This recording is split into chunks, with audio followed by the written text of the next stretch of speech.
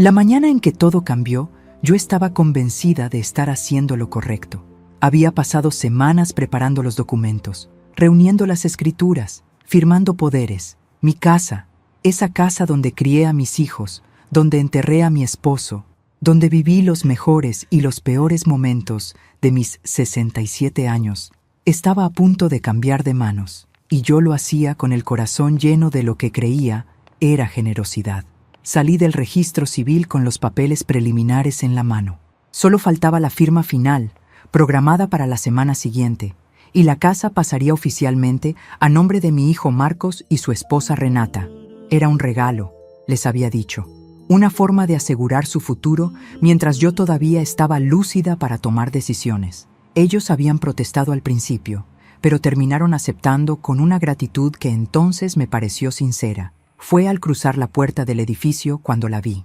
Una mujer mayor, quizás de mi edad o un poco más, con el cabello blanco recogido en un moño apretado y ojos que parecían conocer secretos que el resto del mundo ignoraba. Estaba sentada en un banco de la plaza, mirándome fijamente, como si me hubiera estado esperando. Me acerqué sin saber por qué. Algo en su mirada me atraía, como un imán invisible que tiraba de mí hacia ella. Cuando estuve lo suficientemente cerca, ella se levantó con una agilidad sorprendente para su edad y me tomó del brazo. «No haga la donación», susurró, con una voz que era apenas un hilo pero que llegó a mis oídos con perfecta claridad. «No todavía. Primero vaya a la casa de su hijo y busque lo que hay dentro de la caja debajo de la cama». Me quedé paralizada, sin saber cómo reaccionar. ¿Quién era esta mujer? ¿Cómo sabía sobre la donación? ¿Y qué caja estaba mencionando? «Perdone», respondí intentando soltar mi brazo con suavidad, «pero no sé de qué me habla. No conozco ninguna caja». La anciana sonrió, pero no era una sonrisa alegre.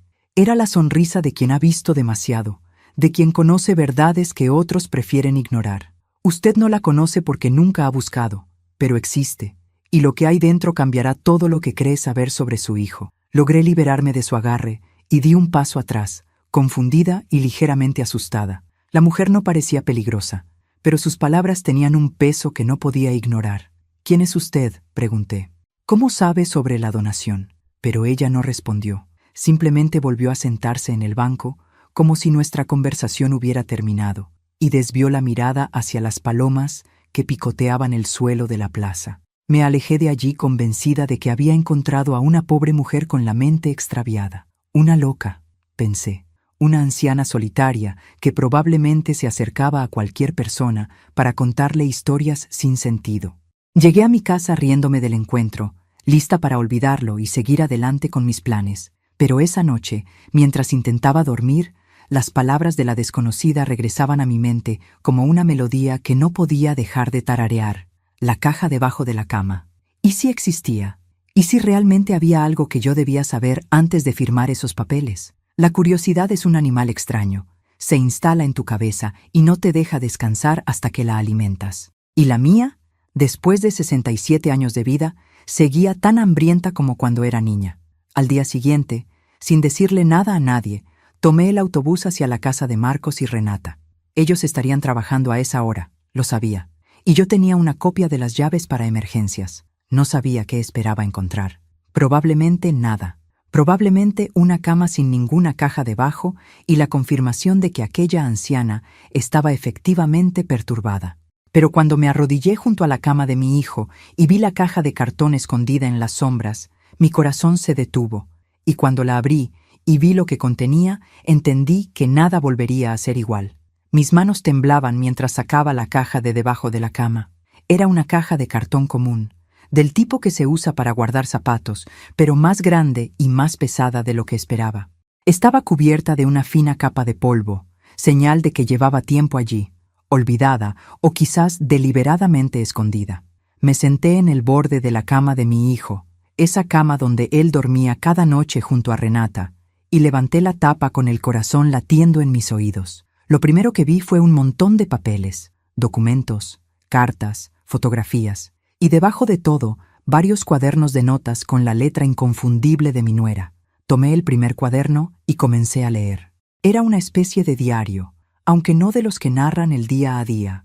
Era más bien un registro de planes, de ideas, de proyectos futuros. Y mientras mis ojos recorrían aquellas páginas, sentí cómo el suelo se abría bajo mis pies. Cuando la casa esté a nuestro nombre, había escrito Renata hace varios meses, podremos finalmente venderla y mudarnos a la capital. El mercado inmobiliario está en su mejor momento y la propiedad de Pilar vale al menos 3 veces lo que ella cree. Con ese dinero podremos comprar el apartamento que siempre quisimos y todavía nos sobrará para invertir. Pasé las páginas con dedos temblorosos, buscando más, esperando encontrar algo que contradijera lo que estaba leyendo, alguna señal de que estaba malinterpretando las palabras de mi nuera. Pero cada página confirmaba lo anterior. Marcos está de acuerdo, continuaba otra entrada. Dice que su madre ya está mayor y que de todas formas no necesita una casa tan grande. Cuando vendamos, podemos buscarle un lugar más pequeño, quizás una residencia donde la cuiden. Ella entenderá. Al final, lo hacemos por su bien, por mi bien. Esas 3 palabras se clavaron en mi pecho como astillas de hielo. Mi hijo, el niño que había criado con sacrificio y amor durante más de 40 años, estaba planeando vender mi hogar y enviarme a una residencia. Y todo mientras me sonreía y me agradecía por mi generosidad. Seguí buscando en la caja, ahora con una urgencia desesperada. Encontré correos electrónicos impresos, conversaciones con agentes inmobiliarios que ya habían evaluado la propiedad. Encontré folletos de residencias para personas mayores, con algunas opciones marcadas con círculos rojos. Encontré incluso un borrador de carta que Renata había escrito pero nunca enviado, dirigida a una amiga, donde describía sus planes con un entusiasmo que me resultó obsceno. Por fin vamos a vivir la vida que merecemos, decía la carta. La vieja no sospecha nada.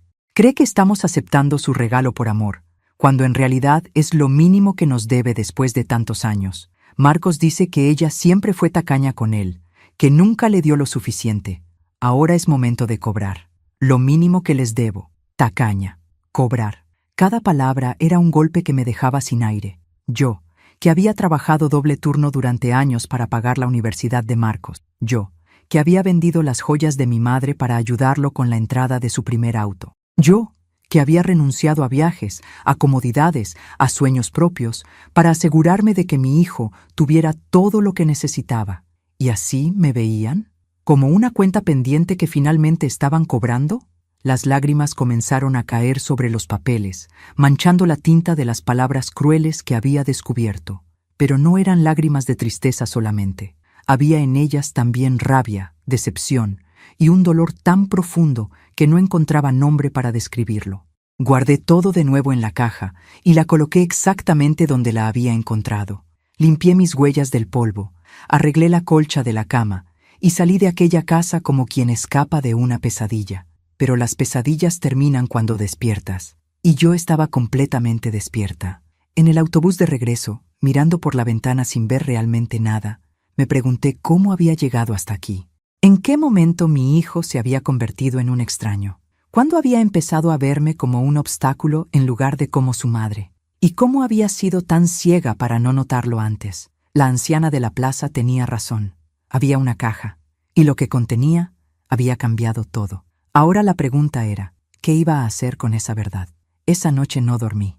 Me quedé sentada en el sillón de mi sala, ese sillón donde tantas veces había mecido a Marcos cuando era bebé, mirando las paredes de una casa que de pronto se sentía diferente. Cada rincón guardaba un recuerdo, cada objeto contaba una historia, y ahora todos esos recuerdos estaban teñidos por el descubrimiento de aquella tarde. En la repisa sobre la chimenea había una fotografía de Marcos el día de su graduación universitaria. Tenía 23 años y una sonrisa que iluminaba toda la imagen. Yo estaba a su lado, orgullosa, con los ojos brillantes de lágrimas contenidas. Ese día había sido uno de los más felices de mi vida. Había trabajado tanto para llegar hasta ahí. Había sacrificado tanto para que mi hijo pudiera tener el futuro que yo nunca tuve. Mi esposo Aurelio había fallecido cuando Marcos tenía apenas 12 años. Un infarto repentino, sin aviso, sin despedida. De un día para otro me encontré sola, viuda, con un hijo adolescente y una casa que mantener. Podría haberme derrumbado. Muchas noches quise hacerlo, pero cada mañana me levantaba, Me miraba al espejo y me repetía las mismas palabras. Por Marcos, todo por Marcos. Tomé trabajos que no me gustaban. Limpié casas ajenas, cosí ropa hasta que los dedos me sangraban, vendí empanadas en la esquina del barrio. Nunca me avergoncé de nada de eso, porque sabía que cada peso ganado era un ladrillo más en el futuro de mi hijo. Y cuando él entró a la universidad, cuando vi su nombre en la lista de admitidos, sentí que todos esos sacrificios habían valido la pena. ¿En qué momento las cosas cambiaron? ¿Cuándo dejé de ser la madre que todo lo daba para convertirme en la vieja que estorbaba? Intenté recordar señales, indicios que hubiera pasado por alto, y poco a poco, como fotografías que se revelan lentamente, comenzaron a aparecer. Estaba la vez que Marcos me pidió dinero para un negocio que nunca funcionó. Yo le di todo lo que tenía ahorrado, sin hacer preguntas, sin pedir garantías. Él nunca me lo devolvió y nunca volvimos a hablar del tema. Yo lo dejé pasar porque era mi hijo, porque las madres no llevan cuentas con sus hijos. Estaba la vez que Renata sugirió que yo vendiera la casa y me mudara con ellos. Así estarías más acompañada, había dicho con una sonrisa que entonces me pareció dulce. Yo rechacé la oferta amablemente, explicando que esta casa era mi hogar, que aquí estaban mis recuerdos. Ella no insistió, pero algo en su mirada se endureció por un instante, algo que yo preferí no ver. Estaban las visitas que se fueron espaciando con el tiempo, los domingos en familia que se convirtieron en llamadas telefónicas, las llamadas que se convirtieron en mensajes de texto, los mensajes que se convirtieron en silencios cada vez más largos. Yo justificaba todo. Están ocupados, me decía. Tienen sus propias vidas. Es normal que los hijos se alejen. Pero no era normal. No era distancia natural. Era abandono calculado. Preparación del terreno para lo que vendría después. La donación había sido idea de Renata. Ahora lo veía con claridad. Fue ella quien plantó la semilla, quien me habló de los beneficios fiscales, de la tranquilidad de dejar todo arreglado en vida, de evitar problemas legales futuros. Y yo, ingenua, crédula, desesperada por mantener un vínculo con mi hijo, había caído en la trampa. Me levanté del sillón y caminé hasta la ventana. Afuera, la noche estaba quieta. Las casas de los vecinos dormían en silencio, ajenas a mi dolor. Me pregunté cuántas historias similares se esconderían detrás de esas paredes, cuántas madres habrían sido traicionadas por los hijos que criaron con amor. El amanecer me encontró todavía despierta, con los ojos secos de tanto llorar y el corazón pesado como una piedra, pero también con algo nuevo, algo que había nacido durante esas horas de vigilia: determinación. No iba a firmar la donación, eso estaba claro, pero tampoco iba a confrontar a Marcos directamente. No todavía. Primero necesitaba entender. Necesitaba saber si mi hijo era cómplice voluntario o víctima de la influencia de su esposa. Necesitaba descubrir si quedaba algo del niño que una vez me miró con ojos llenos de amor y me dijo: «Mamá, cuando sea grande, voy a comprarte una casa con jardín para que puedas tener todas las flores que quieras». Ese niño no podía haber desaparecido por completo. En algún lugar, debajo de todas las capas de ambición y resentimiento, tenía que seguir existiendo, y yo iba a encontrarlo. Los días siguientes fueron los más difíciles que recuerdo. Cada vez que Marcos me llamaba, cada vez que escuchaba su voz preguntándome cómo estaba, tenía que hacer un esfuerzo sobrehumano para no derrumbarme, para no gritarle que sabía todo, que había leído los planes de Renata, que mi corazón estaba roto en 1000 pedazos, pero me contuve, porque necesitaba más respuestas antes de tomar cualquier decisión. Fue mi hermana Carmen quien me dio la primera pista. Carmen vive en otra ciudad, pero hablamos por teléfono cada semana desde hace décadas. Ella conoce a Marcos desde que nació, lo vio crecer, lo quiere como a un sobrino, pero también tiene esa capacidad que tienen algunas personas de ver las cosas con claridad, sin el velo del amor maternal que a veces nos ciega. «Pilar», me dijo durante una de nuestras conversaciones, ¿puedo preguntarte algo sin que te enojes? Claro, hermana. Sabes que puedes preguntarme lo que sea. ¿De verdad crees que la donación es buena idea? Porque yo llevo semanas queriendo decirte algo, pero no sabía cómo. Mi corazón se aceleró. ¿Qué cosa? Hubo un silencio al otro lado de la línea. Luego, Carmen suspiró profundamente antes de continuar. Hace unos meses, cuando estuve de visita en tu ciudad, me encontré con Renata en el centro comercial. Ella no me vio, pero yo la escuché hablando por teléfono. Estaba muy emocionada, contándole a alguien sobre unos planes de mudarse a la capital, de comprar un apartamento de lujo, y mencionó tu casa, Pilar. Dijo algo como: cuando tengamos la propiedad, todo cambiará. Las palabras de Carmen confirmaban lo que yo ya sabía, pero escucharlas de otra fuente les daba un peso diferente. No era solo mi interpretación de unos papeles encontrados en una caja. Era real. Estaba sucediendo. ¿Por qué no me lo dijiste antes?, pregunté, sin poder ocultar el dolor en mi voz. Porque no estaba segura de lo que había escuchado, porque pensé que quizás estaba malinterpretando las cosas, y porque tenía miedo de hacerte daño sin razón. Carmen hizo una pausa. Pero ahora que mencionas la donación, no puedo quedarme callada. Ten cuidado, hermana. Algo no está bien. Después de colgar, me quedé pensando en todo lo que había descubierto. Los planes escritos en el cuaderno de Renata. La conversación que Carmen había escuchado. Los años de distanciamiento gradual. Todo encajaba como piezas de un rompecabezas que yo me había negado a armar. Pero había algo que todavía no entendía. El papel de Marcos en todo esto. ¿Era él quien había orquestado el plan, usando a Renata como ejecutora? ¿O era ella quien lo había manipulado, alimentando resentimientos que quizás ya existían? Necesitaba saberlo. Necesitaba mirar a mi hijo a los ojos y buscar en ellos la verdad. La oportunidad llegó el domingo siguiente. Marcos vino solo a visitarme, algo que no sucedía desde hacía meses. Renata tenía un compromiso de trabajo, me explicó, y él había decidido aprovechar para pasar tiempo conmigo. A solas. Lo recibí con café y galletas, como siempre. Nos sentamos en la sala, en los mismos lugares donde habíamos compartido tantas conversaciones a lo largo de los años. Y mientras él me hablaba de su trabajo, de sus proyectos, de cosas sin importancia, yo lo observaba buscando señales del niño que había perdido. «Mamá», dijo de pronto, interrumpiendo sus propias palabras, «¿estás bien? Te noto diferente». «¿Diferente cómo?» «No sé. Distante. Como si estuvieras pensando en otra cosa». Era el momento. Podía confrontarlo ahora mismo, preguntarle directamente sobre los planes, sobre la caja, sobre todo lo que había descubierto. Pero algo me detuvo. Una vocecita interior que me decía que todavía no era el momento, que necesitaba más información antes de dar ese paso. «Solo estoy cansada», mentí. «Ya sabes cómo es la edad. A veces el cuerpo no responde como uno quisiera». Marcos asintió, aparentemente satisfecho con la explicación, pero vi algo en sus ojos, un destello fugaz que no supe interpretar. ¿Era culpa? ¿Preocupación genuina? ¿O simplemente el reflejo de mis propios miedos? Antes de irse, me abrazó.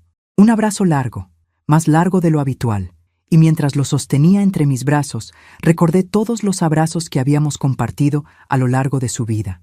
Los abrazos de consuelo cuando era niño y tenía pesadillas. Los abrazos de celebración cuando lograba algo importante. Los abrazos de despedida cada vez que se iba de casa. ¿Sería este uno de los últimos? ¿O todavía había esperanza de recuperar al hijo que creía perdido? «Te quiero, mamá», murmuró antes de soltarme. Y por un instante, solo por un instante, quise creerle. Pasaron 2 semanas desde aquella visita de Marcos. 2 semanas en las que fingí normalidad, mientras por dentro me consumía la incertidumbre. La firma de la donación seguía programada, aunque yo había inventado excusas para postergarla. Problemas con los documentos, les dije, trámites que se complicaron. Marcos y Renata aceptaron las explicaciones sin sospechar nada, aunque noté cierta impaciencia en la voz de mi nuera cada vez que hablábamos del tema. Durante esas semanas me dediqué a observar, a escuchar, a juntar piezas de un rompecabezas que todavía no lograba completar. Y fue en ese proceso cuando descubrí algo que cambió todo lo que creía saber. Sucedió un martes por la tarde. Yo había ido al banco a resolver unos asuntos y al salir decidí caminar un poco antes de volver a casa. Mis pasos me llevaron, casi sin darme cuenta, hacia el parque donde solía llevar a Marcos cuando era pequeño. Ese parque con columpios oxidados y un tobogán que él adoraba, donde habíamos pasado tantas tardes felices antes de que la vida se complicara. Me senté en una banca, dejando que los recuerdos me envolvieran como una manta vieja. Recordé la risa de Marcos bajando por el tobogán, sus gritos de alegría cuando lo empujaba en el columpio, sus preguntas interminables sobre el mundo que lo rodeaba. ¿A dónde se había ido ese niño? ¿En qué momento se había convertido en el hombre que planeaba vender mi casa y enviarme a una residencia? Fue entonces cuando la vi, la anciana de la plaza, la misma que me había advertido sobre la caja, estaba sentada en una banca al otro lado del parque. Me miraba fijamente, como si hubiera sabido que yo estaría allí, como si nuestro encuentro no fuera casualidad, sino destino. Me levanté y caminé hacia ella, esta vez sin miedo, sin dudas. Necesitaba respuestas, y algo me decía que esa mujer las tenía. «Usted sabía», le dije al llegar frente a ella. «Sabía lo de la caja, lo de los planes». «¿Cómo? ¿Quién es usted?». La anciana sonrió con esa sonrisa suya que parecía contener todos los secretos del mundo. Me indicó que me sentara a su lado, y yo obedecí sin pensarlo. «Mi nombre es Esperanza», dijo con voz suave, «y sé lo que sé porque viví algo muy parecido hace muchos años. Si te está gustando esta hermosa historia, no olvides dejar tu like y comentar qué te está pareciendo. Ahora, volvamos a la historia». Esperanza me contó su historia mientras el sol de la tarde comenzaba a descender. Hace 30 años, ella también había sido una madre viuda con un hijo único. También había trabajado incansablemente para darle todo a ese hijo, y también había decidido donarle su casa como muestra de amor y generosidad. «Pero a diferencia de usted», continuó, «yo no tuve a nadie que me advirtiera. Firmé los papeles sin sospechar nada. Y 3 meses después, mi hijo y su esposa vendieron la propiedad y me dejaron en la calle». Sus palabras me helaron la sangre. Era exactamente lo que habría pasado conmigo si no hubiera encontrado la caja. «¿Qué hizo usted?», pregunté, con un nudo en la garganta. «Sobreviví», respondió simplemente. «Una vecina me acogió durante un tiempo. Luego conseguí un pequeño apartamento con lo poco que había logrado guardar. Pasé años sin hablar con mi hijo, años de dolor y resentimiento. Pero la vida tiene formas extrañas de enseñarnos lecciones, Pilar». «¿Qué quiere decir?». Esperanza tomó mi mano entre las suyas. Sus dedos eran fríos, pero su tacto transmitía una calidez inexplicable. «Hace 5 años, mi hijo vino a buscarme. Estaba destrozado. Su matrimonio había fracasado, había perdido todo el dinero en malos negocios y se había dado cuenta demasiado tarde del error que había cometido. Llegó a mi puerta llorando, pidiendo perdón por todo el daño que me había causado. ¿Y usted lo perdonó?». La anciana guardó silencio durante un momento, mirando hacia el horizonte como si buscara las palabras correctas. «El perdón no es un acto único, Pilar. Es un proceso. Es elegir cada día soltar el rencor, aunque el dolor siga ahí. Es entender que las personas a veces hacen cosas terribles no porque sean malvadas, sino porque están perdidas, confundidas, influenciadas por otros que no les desean el bien». Sus palabras resonaron en mi interior con una fuerza que no esperaba. Pensé en Marcos, en el niño que había sido, en el hombre en que se había convertido. Pensé en Renata y en su influencia sobre mi hijo. Pensé en todos los años de distanciamiento y en las oportunidades perdidas de hablar, de confrontar, de intentar entender. «¿Cómo supo usted sobre mí?», pregunté finalmente. «¿Cómo sabía lo de la caja?». Esperanza sonrió misteriosamente. «Vivo en su barrio desde hace 2 años. La he visto caminar por las calles, ir al mercado, sentarse sola en la plaza. Y he visto también a su nuera visitando agencias inmobiliarias, hablando con abogados, haciendo preguntas sobre propiedades. Reconocí las señales porque yo las viví en carne propia. Pero lo de la caja, eso fue intuición. O quizás algo más». Se encogió de hombros. «Cuando se ha vivido lo que yo viví, se desarrolla un sentido especial para detectar el peligro». Vi en sus ojos la misma inocencia que yo tenía antes de perderlo todo, y no podía quedarme callada. Nos quedamos en silencio durante largo rato, 2 mujeres unidas por historias paralelas de amor maternal y traición filial. Finalmente, Esperanza se levantó y me miró con una expresión que mezclaba compasión y sabiduría. «No le digo esto para que odie a su hijo, Pilar. Se lo digo para que tome decisiones con los ojos abiertos, para que proteja lo que es suyo sin cerrar completamente la puerta a la reconciliación.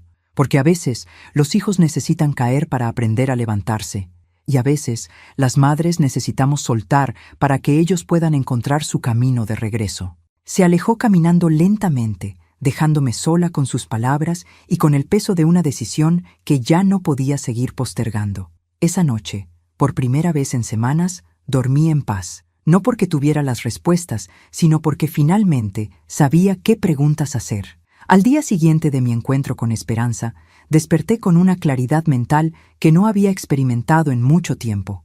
Ya no era la mujer confundida que había encontrado aquella caja semanas atrás. Tampoco era la madre destrozada que había llorado durante noches enteras preguntándose dónde había fallado. Era algo nuevo, algo más fuerte. Era una mujer que finalmente estaba lista para enfrentar la verdad, fuera cual fuera. Llamé a Marcos y le pedí que viniera a verme. Solo él, sin Renata. Le dije que necesitaba hablar sobre la donación, que había algunas cosas que quería discutir antes de la firma final. Él aceptó sin hacer preguntas, aunque noté un temblor casi imperceptible en su voz. ¿Sería nerviosismo? ¿Culpa? ¿O simplemente mi imaginación buscando señales donde no las había? Mientras esperaba su llegada, preparé la casa como si fuera a recibir a un extraño. Limpié cada superficie, ordené cada objeto, coloqué flores frescas en el jarrón del recibidor. No sé por qué lo hice. Quizás era una forma de mantenerme ocupada, de evitar que los nervios me consumieran. O quizás era un intento inconsciente de mostrarle a mi hijo todo lo que estaba en juego, todo lo que él planeaba arrebatarme. Marcos llegó puntual, como siempre.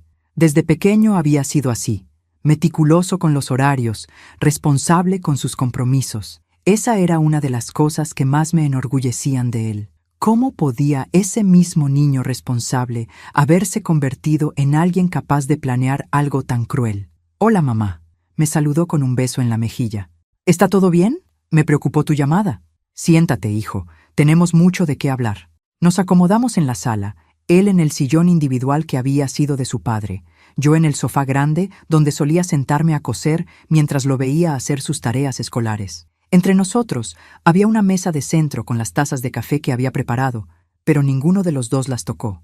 Antes de seguir adelante con la donación, comencé, eligiendo cuidadosamente mis palabras. Necesito hacerte algunas preguntas, y necesito que me respondas con la verdad, Marcos. No con lo que crees que quiero escuchar, sino con la verdad. Vi cómo su postura se tensaba ligeramente, cómo sus manos se cerraban sobre sus rodillas, pero mantuvo la mirada fija en mí, sin desviarla. «Claro, mamá. Pregunta lo que quieras. ¿Por qué quieres esta casa?» La pregunta lo tomó por sorpresa. Esperaba quizás algo más concreto, más directo, no una pregunta tan simple y al mismo tiempo tan compleja. Porque es tu regalo, respondió después de una pausa. Porque quieres asegurar nuestro futuro.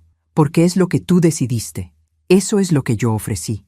Te pregunté por qué tú la quieres. Marcos se removió incómodo en el sillón. Sus ojos buscaron algo en la habitación, cualquier cosa que no fuera mi mirada inquisitiva. Finalmente, suspiró profundamente. «Es una buena propiedad, mamá. Está en una zona que se ha valorizado mucho. Tiene potencial». «¿Potencial para qué?» El silencio que siguió fue más elocuente que cualquier respuesta. Vi cómo luchaba consigo mismo, cómo las palabras se formaban en sus labios pero no lograban salir. Y en ese momento supe, con absoluta certeza, que todo lo que había leído en aquella caja era verdad. «Marcos», dije con voz firme pero sin rabia, «sé lo de los planes. Sé lo de vender la casa, lo de mudarme a una residencia, lo del apartamento en la capital. Lo sé todo». Su rostro palideció.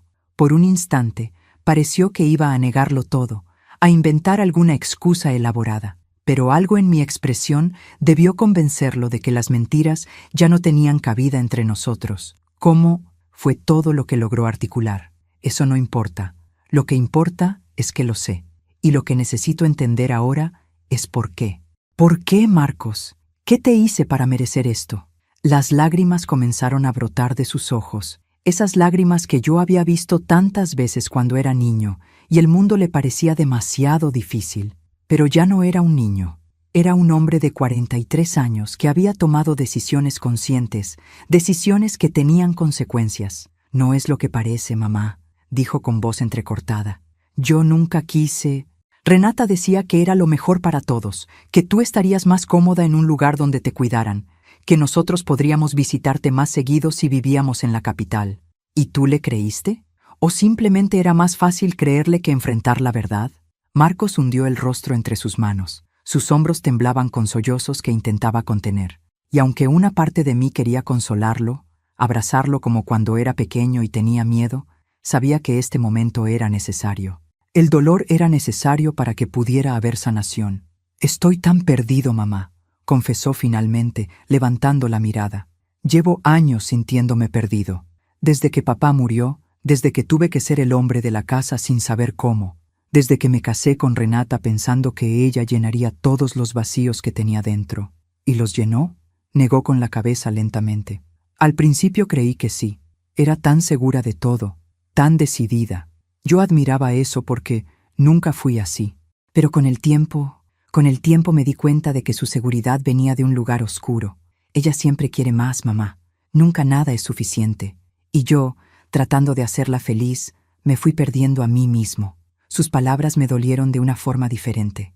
Ya no era el dolor de la traición, sino el dolor de ver a mi hijo admitir que estaba atrapado en una vida que no lo hacía feliz, el dolor de una madre que comprende que no puede salvar a su hijo de sus propias decisiones. ¿La amas?, pregunté, aunque no estaba segura de querer saber la respuesta. Marcos guardó silencio durante un largo momento. Cuando finalmente habló, su voz era apenas un susurro. No lo sé. Hubo un tiempo en que creí que sí, pero ahora no sé qué es lo que siento. Solo sé que estoy cansado, mamá. Cansado de fingir que todo está bien cuando nada lo está. Cansado de seguir planes que no son míos. Cansado de ser alguien que no reconozco cuando me miro al espejo. Me levanté del sofá y caminé hacia él. Me arrodillé frente a su sillón.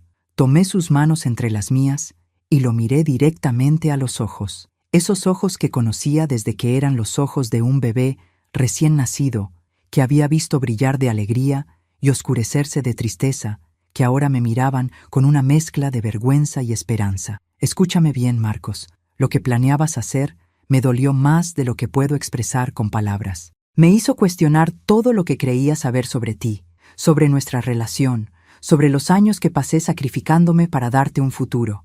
Pero también soy tu madre, y las madres no dejamos de amar a nuestros hijos porque cometan errores, aunque sean errores enormes. No merezco tu perdón, murmuró él.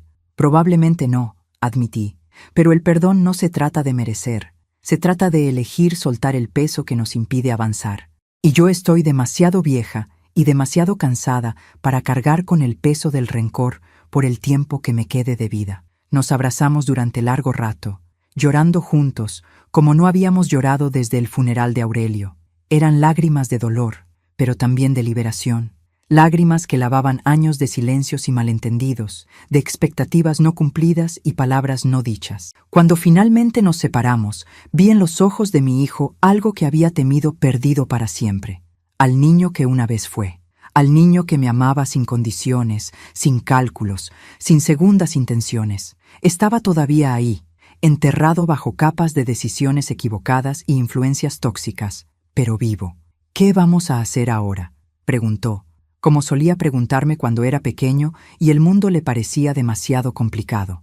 Ahora, respondí, secándome las lágrimas, vamos a empezar de nuevo, pero esta vez con la verdad sobre la mesa, sin secretos, sin planes ocultos, sin mentiras. Y lo primero que tienes que hacer es decidir qué clase de vida quieres vivir realmente. No la vida que Renata quiere, no la vida que crees que yo quiero. Tu vida, Marcos, la que te haga sentir en paz cuando te mires al espejo. Era solo el comienzo de un camino largo y difícil. Pero por primera vez en mucho tiempo, sentí que ese camino tenía una dirección. Las semanas que siguieron a mi conversación con Marcos fueron como atravesar una tormenta. No de esas tormentas que destruyen todo a su paso, sino de las que limpian el aire, que arrastran la suciedad acumulada y dejan el cielo más claro de lo que estaba antes. Fueron semanas difíciles, llenas de conversaciones incómodas y decisiones dolorosas, pero necesarias. Marcos habló con Renata esa misma noche. No sé exactamente qué palabras intercambiaron, pero al día siguiente mi hijo me llamó para contarme que había decidido separarse. No fue una decisión impulsiva, me explicó. Era algo que llevaba años considerando, pero que nunca había tenido el valor de ejecutar. Mi descubrimiento de la caja había sido el catalizador que necesitaba para finalmente enfrentar una realidad que había estado evadiendo. No la odio, mamá, me dijo durante una de nuestras muchas conversaciones en esos días. Renata no es una mala persona, solo es alguien que quiere cosas diferentes de las que yo quiero. Y durante años yo traté de querer lo que ella quería, pensando que así funcionaba el amor, pero me equivoqué. Escucharlo hablar así me llenaba de una mezcla extraña de emociones. Por un lado, sentía alivio de que mi hijo estuviera finalmente tomando las riendas de su propia vida. Por otro, me dolía verlo sufrir, verlo atravesar el duelo de un matrimonio que no había funcionado, de sueños que se desmoronaban. Las madres nunca dejamos de querer proteger a nuestros hijos del dolor, aunque sepamos que el dolor es a veces el único camino hacia el crecimiento. Renata se mudó del apartamento que compartían y regresó a la ciudad donde vivía su familia. No hubo escenas dramáticas ni confrontaciones violentas. Solo una despedida fría, cargada de palabras no dichas y reproches silenciosos. Marcos me contó que ella lo acusó de ser débil, de no tener ambición, de haber desperdiciado los mejores años de su vida con alguien que nunca estaría a su altura. Y aunque esas palabras lo hirieron, también lo liberaron. Tiene razón en algo, admitió Marcos. Yo no tengo sus ambiciones. No quiero un apartamento de lujo en la capital ni una vida de apariencias. Quiero algo más simple, mamá. Quiero paz. Quiero poder mirarme al espejo sin sentir vergüenza. Quiero recuperar al hijo que fui antes de perderme. Esas palabras me recordaron al niño que una vez me dijo que quería comprarme una casa con jardín. Ese niño seguía ahí, después de todo. Solo había estado dormido, esperando el momento de despertar. Durante esas semanas, Marcos y yo reconstruimos nuestra relación ladrillo a ladrillo. Comenzamos con las cosas pequeñas, desayunos juntos los domingos, paseos por el parque donde solía llevarlo de niño, tardes de conversación en mi sala tomando el café que él mismo preparaba. Fueron momentos sencillos, sin grandes declaraciones ni promesas grandilocuentes. Solo una madre y un hijo reaprendiendo a estar juntos. También hablamos de los años de distanciamiento, de los malentendidos que se habían acumulado como capas de polvo sobre los muebles, de las veces que él había sentido que yo lo criticaba cuando en realidad solo intentaba aconsejarlo, de las veces que yo había sentido su alejamiento como un rechazo, cuando en realidad él solo estaba tratando de encontrar su propio camino. Debí haber hablado contigo, confesó una tarde. Debí haberte dicho lo que sentía en lugar de guardármelo todo. Pero tenía miedo de decepcionarte, mamá. Siempre tuve miedo de no ser suficiente para ti. Sus palabras me partieron el corazón. ¿Cómo era posible que mi hijo hubiera crecido sintiendo que no era suficiente? ¿Qué había hecho yo para transmitirle ese mensaje? Repasé mentalmente los años de su infancia, buscando momentos donde mis palabras o acciones pudieran haberlo herido sin darme cuenta. Marcos, le dije, tomando sus manos, tú siempre fuiste más que suficiente. Fuiste mi razón para levantarme cada mañana después de que tu padre murió. Fuiste mi orgullo, mi alegría, mi esperanza. Si alguna vez te hice sentir lo contrario, te pido perdón. No fue mi intención. Lo sé, mamá. Ahora lo sé. Pero de niño, cada vez que trabajabas hasta tarde, cada vez que te veía cansada y preocupada, pensaba que era mi culpa, que si yo no existiera, tu vida sería más fácil. Lloré al escucharlo. Lloré por el niño que había cargado con una culpa que nunca le perteneció. Lloré por todos los años en que esa herida invisible había estado creciendo sin que yo lo supiera. Y lloré de gratitud por tener finalmente la oportunidad de sanarla. Escúchame bien, le dije, mirándolo fijamente a los ojos. Tú fuiste lo mejor que me pasó en la vida. Cada hora extra que trabajé, cada sacrificio que hice, lo hice con alegría porque sabía que era por ti. Nunca, ni por un segundo, me arrepentí de tenerte. Eres mi hijo, Marcos, y te amo exactamente como eres, con tus errores y tus aciertos, con tus miedos y tus valentías. Nos abrazamos largamente, dejando que las lágrimas hicieran su trabajo de limpieza. Cuando nos separamos, vi en sus ojos algo que no había visto en mucho tiempo. Paz, la paz de quien finalmente ha soltado un peso que llevaba cargando demasiados años. Esa noche, después de que Marcos se fue, me senté en el porche de mi casa a mirar las estrellas. Pensé en Aurelio, en cuánto le habría gustado ver a su hijo encontrándose a sí mismo. Pensé en Esperanza, la anciana que me había salvado de cometer un error terrible. Pensé en todos los caminos que nos habían traído hasta este momento. La donación, por supuesto, nunca se firmó. Mi casa seguía siendo mía. Y así permanecería hasta que yo decidiera lo contrario. Pero algo había cambiado. Ya no veía la casa solo como una propiedad, como ladrillos y techo. La veía como lo que realmente era, un hogar, un lugar lleno de recuerdos, de amor, de historia familiar. Un lugar que algún día, cuando yo ya no estuviera, pasaría a Marcos, pero como herencia, no como donación anticipada. Y él lo recibiría sabiendo su verdadero valor. 1 año. Ha pasado exactamente 1 año desde aquella mañana en que una anciana desconocida me detuvo a la salida del registro civil y cambió el rumbo de mi vida con unas pocas palabras. 1 año desde que encontré la caja debajo de la cama de mi hijo. 1 año desde que mi mundo se derrumbó y luego, lentamente, comenzó a reconstruirse sobre cimientos más sólidos.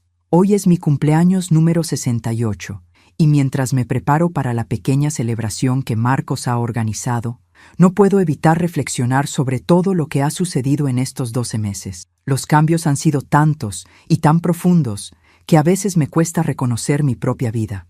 Marcos se mudó a un apartamento pequeño cerca de mi casa después de su separación de Renata.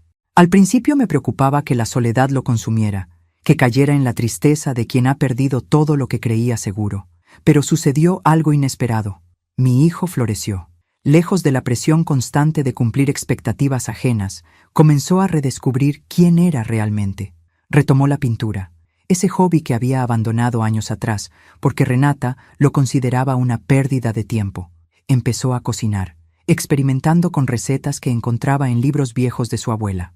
Se inscribió en un curso de carpintería, y ahora pasa los fines de semana construyendo muebles que luego regala a vecinos y amigos. Es como si hubiera estado dormido durante años y finalmente despertara. Me dijo una tarde, mientras lijaba una mesita de noche que estaba fabricando para mi habitación.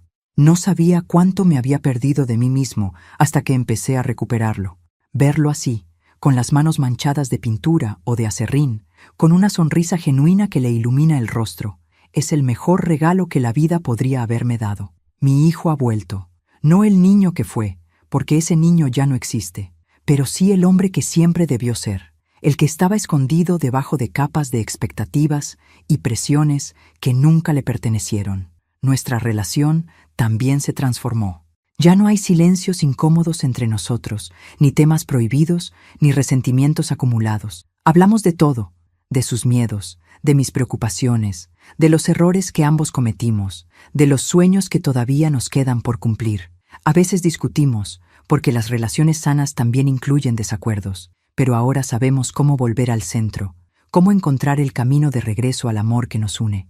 Los domingos se han convertido en nuestro día sagrado. Marcos viene temprano, me ayuda a preparar el almuerzo, y pasamos las tardes conversando o simplemente estando juntos en silencio cómodo. A veces vemos películas antiguas, de esas que veíamos cuando él era niño y Aurelio todavía estaba con nosotros. A veces sacamos los álbumes de fotos y recorremos juntos los recuerdos de épocas más simples. Y siempre, siempre, terminamos el día con un abrazo largo y un «te quiero» que ya no nos cuesta pronunciar. Hace 3 meses sucedió algo que no esperaba. Marcos llegó un domingo con una expresión diferente, una mezcla de nerviosismo y emoción que me recordó al adolescente que venía a contarme sobre su primer amor. «Mamá», me dijo, «quiero presentarte a alguien». Se llamaba Luciana.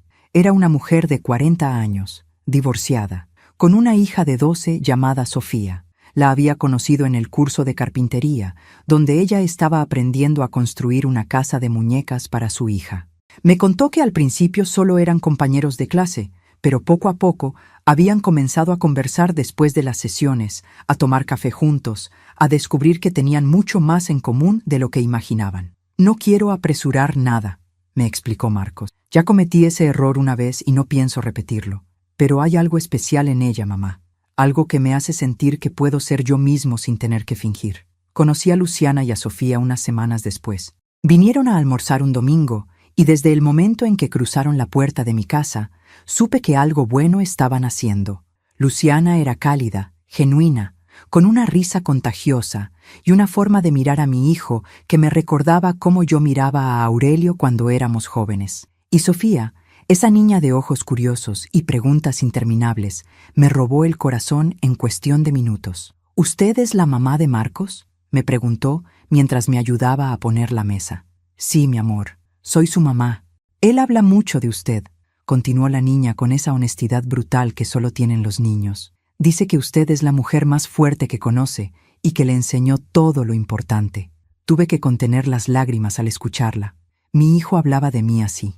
Después de todo lo que habíamos atravesado, Después del dolor y los malentendidos, Marcos les contaba a otros que yo era fuerte, que le había enseñado lo importante. Esas palabras valían más que cualquier herencia material que pudiera dejarle. Hoy, mientras termino de arreglarme para mi cumpleaños, pienso en Esperanza, la anciana misteriosa que apareció en mi vida exactamente cuando más la necesitaba. La busqué durante meses después de nuestro último encuentro en el parque. Quería agradecerle, invitarla a tomar café, conocer más sobre su historia, pero nunca la encontré. Pregunté a los vecinos, recorrí las plazas del barrio, incluso puse un anuncio en el periódico local. Nadie parecía conocerla, nadie la había visto jamás. A veces me pregunto si realmente existió o si fue algún tipo de aparición, un ángel disfrazado de anciana que vino a salvarme de mí misma. Suena absurdo, lo sé, pero hay cosas en la vida que no tienen explicación lógica, misterios que es mejor aceptar que intentar resolver. Lo que sé con certeza es que, sea quien fuera Esperanza, le debo más de lo que podría pagarle en 1000 vidas. El timbre suena y escucho la voz de Marcos en la entrada, acompañada de risas que reconozco como las de Luciana y Sofía. Me miro una última vez en el espejo, acomodo un mechón de cabello rebelde y sonrío a mi reflejo. A los 68 años, con más arrugas de las que puedo contar y un corazón que ha conocido tanto el dolor como la alegría, me siento más viva que nunca. ¡Abuela Pilar!, grita Sofía mientras corre hacia mí con los brazos abiertos. Abuela. Hace unos meses, la niña comenzó a llamarme así, y cada vez que lo hace, algo se derrite dentro de mí. No soy su abuela de sangre, pero el amor no entiende de biología. El amor construye familias donde menos lo esperamos, une personas que el destino puso en el mismo camino. La tarde transcurre entre risas, pastel casero que Luciana preparó con una receta de su madre, y regalos que me hacen llorar de emoción. Marcos me regala un cuadro que pintó él mismo. Es un retrato de nuestra familia como era cuando él era niño, con Aurelio, conmigo, y con él en el medio, sosteniendo nuestras manos. Pero ha añadido algo al fondo. 2 figuras que nos observan desde lejos, una mujer y una niña. Luciana y Sofía, me explica, el pasado y el futuro unidos en una sola imagen. Para que nunca olvides, me dice mientras me abraza, que la familia no es solo la que nos tocó, sino también la que elegimos construir. Sofía me regala un dibujo donde aparecemos las 2 tomadas de la mano, con un sol enorme sobre nuestras cabezas y un letrero que dice «Te quiero, abuela», con letras irregulares y coloridas. Lo guardaré junto al retrato que Marcos me dibujó cuando tenía su edad, ese que creía perdido y que encontré hace poco en una caja del ático. 2 dibujos de 2 niños de generaciones diferentes, unidos por el hilo invisible del amor. Cuando la noche cae y mis invitados se preparan para irse, Marcos se queda un momento a solas conmigo en el porche. Las estrellas brillan sobre nosotros, las mismas estrellas que hemos contemplado juntos tantas veces a lo largo de su vida. «Mamá», me dice, «quiero pedirte algo. Dime, hijo, quiero que seas feliz, no por mí, no por Luciana, no por Sofía, por ti. Quiero que hagas las cosas que siempre quisiste hacer y que postergaste por cuidarme.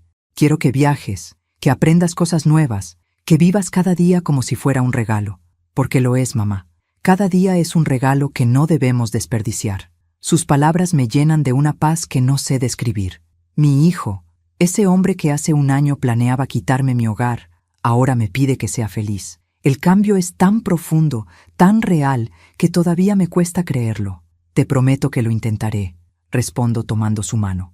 «Pero solo si tú me prometes lo mismo, que serás feliz, Marcos, que no volverás a perderte tratando de ser quien otros quieren que seas, que vivirás tu vida con autenticidad, aunque a veces sea difícil.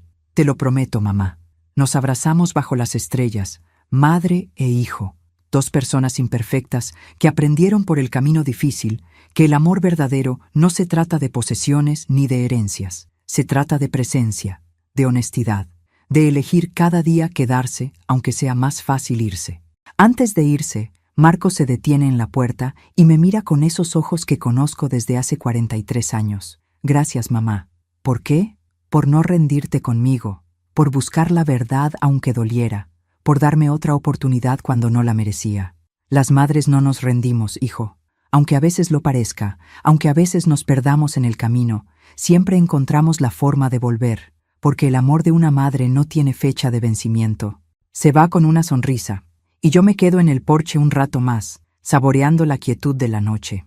Pienso en todo lo que viví este año, en las tormentas que atravesé, en las lecciones que aprendí, y entiendo, con una claridad que solo da la experiencia, que cada momento de dolor fue necesario para llegar hasta aquí.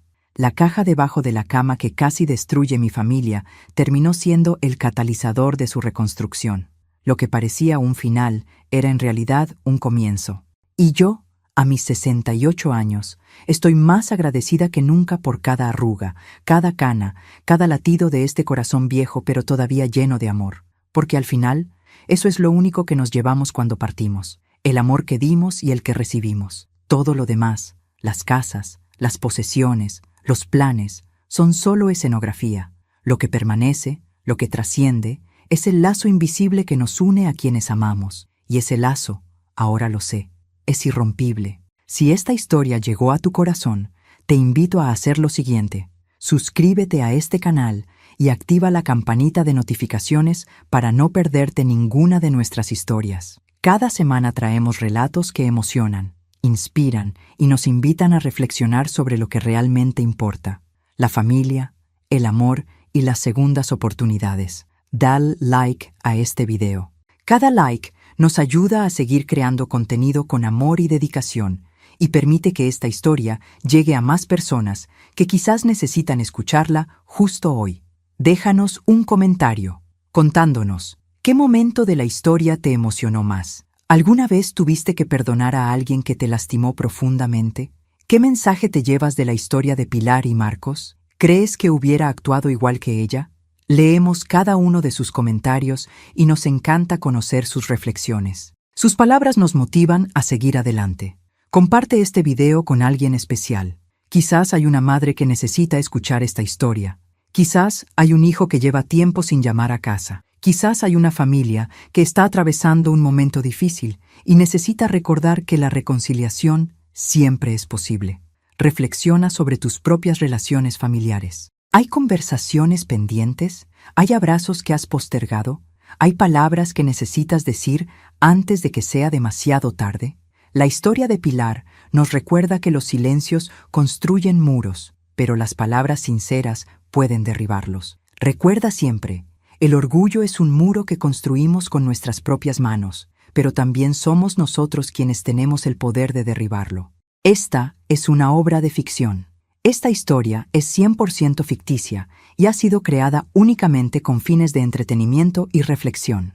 Todos los personajes, nombres, lugares, eventos y situaciones presentados en este video son completamente imaginarios y producto de la creatividad del autor. Cualquier parecido con personas reales, vivas o fallecidas, o con hechos reales, es pura coincidencia y no es intencional.